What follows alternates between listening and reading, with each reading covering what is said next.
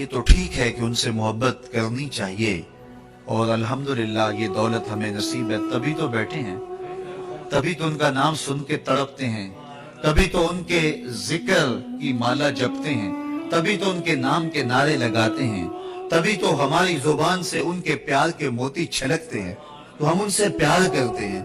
لیکن یہ پیار ہمارا نعروں تک، یہ صرف ہمارا ذوق اور جذبات تک ہی محدود نہ رہنا چاہیے، بلکہ جس سے پیار کیا جاتا ہے اس کی ادائیں اپنائی جاتی ہیں، اس کا طرز زندگی اختیار کیا جاتا ہے۔ وہ حکم دے دے وہ تو بڑی بات ہے، اس کی چاہت پسند اور ناپسند دیکھی جاتی۔ مدینہ المنورہ کی ایک گلی سے میرے حضور گزر رہے تھے تو ایک گنبد نما مکان بن رہا تھا جو حضور پسند نہیں کرتے تھے۔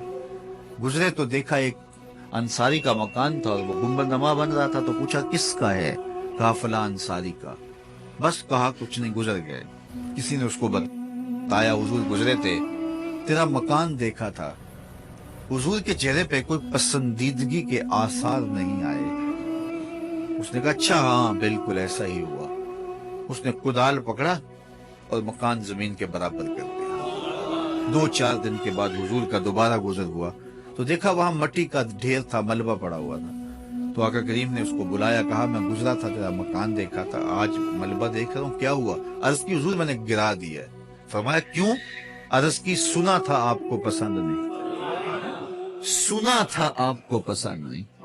میں اور آپ دیکھیں سر سے لے کر پاؤں تک ہمارا کیا کیا حضور کو پسند ہے، اپنے عقیقے سے لے کر کے ولیمے تک کیا کیا حضور کو پسند نہیں ہے، اپنی نجی زندگی سے امور سیاست تک کیا کیا حضور کو پسند نہیں، اپنے کاروبار سے لے کر کے اپنی معاشرت تک ہمارا کیا کیا حضور کو پسند نہیں۔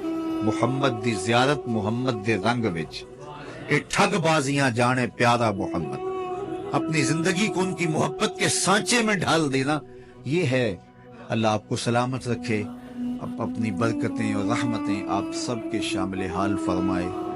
مجھے اصرار تھا عزیزم کا اور میں حاضر خدمت ہو گیا، اور یہ بڑا مشکل وقت تھا، ورکنگ ڈے بھی تھا، لیکن اس کے باوجود جس محبت سے آپ تشریف لائے اور جس شوق فراواں کے ساتھ اس عاجز کی باتیں سنی، اللہ اس کی برکتیں آپ کو نصیب فرمائے۔ میں جب یہاں آیا تو آپ نے بہت زیادہ جو ہے وہ نعرے لگائے، تو میرا خیال ہے جب کوئی شخص آئے تو ایک آدھ آدمی اس کو لینے کے لیے چلا جائے تو کوئی حرج نہیں ہے، باقی محفل کے آداب کی رعایت کرتے ہوئے جو ہے باقیوں کو بیٹھ کے حضور کا ذکر سننا چاہیے۔ رضا ثاقب بہت بڑا ہوگا، حضور کی نعت سے بڑا نہیں ہے، اس لیے یہ ان چیزوں کا خیال رکھا کرو۔